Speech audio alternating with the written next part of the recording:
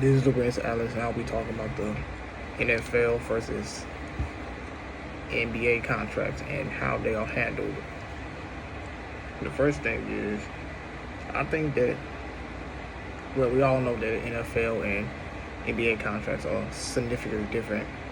NFL don't really have guaranteed contracts like that, and the NBA absolutely has guaranteed contracts. And I read that Matt Ryan used to have the highest guaranteed contract in NFL history, with close to $97 million guaranteed, until Patrick Mahomes and Josh Allen both passed him up last year.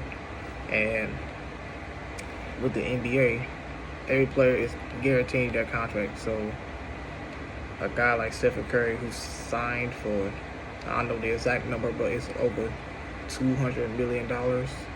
He's guaranteed to get every single dime of, so it basically means he's guaranteed to get all $200+ million. So that's a big difference, and I believe the NFL players should fight the NFL on that, and I believe the NFL players should also get guaranteed contracts. I think all sports leagues should demand guaranteed contracts, because the life expectancy,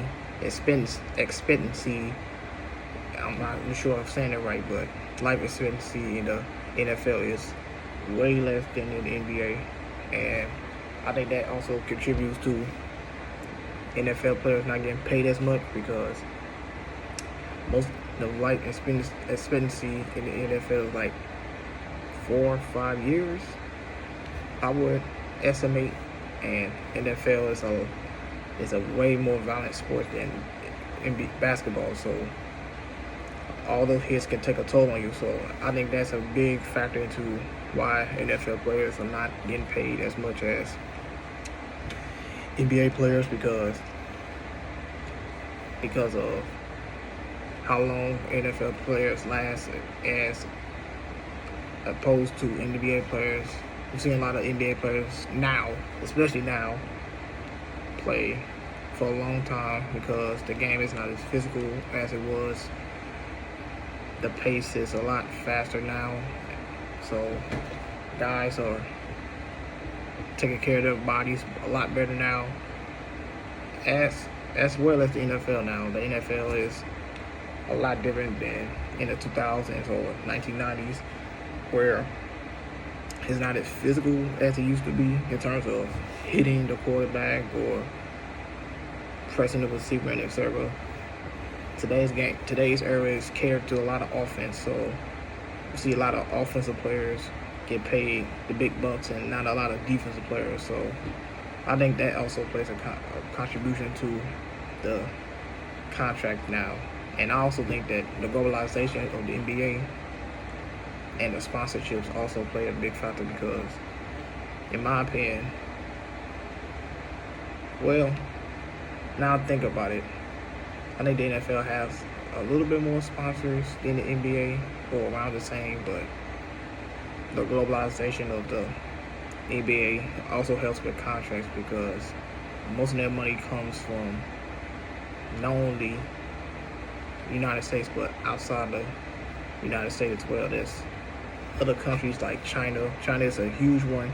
I believe most of the NBA money comes from China in terms of revenue, because of a lot of people in Asia watches basketball, so I think that helps a lot. And I believe that the rookie contracts are a lot different as well.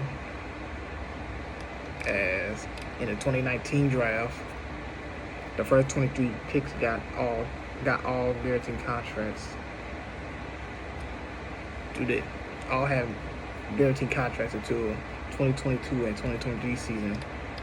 While in the NBA, I am looking at so right now, it says a number 1 overall draft pick will get a 26.1 raise from his third year salary.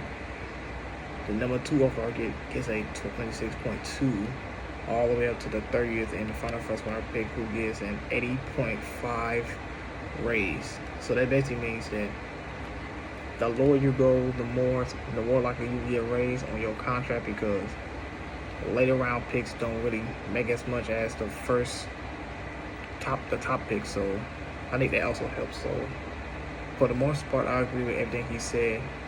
I believe that all these leagues should fight for guaranteed contracts, because the athletes need the money just as much as the management and the organization do. So thank you for the discussion. They're also a great podcast, and thank you.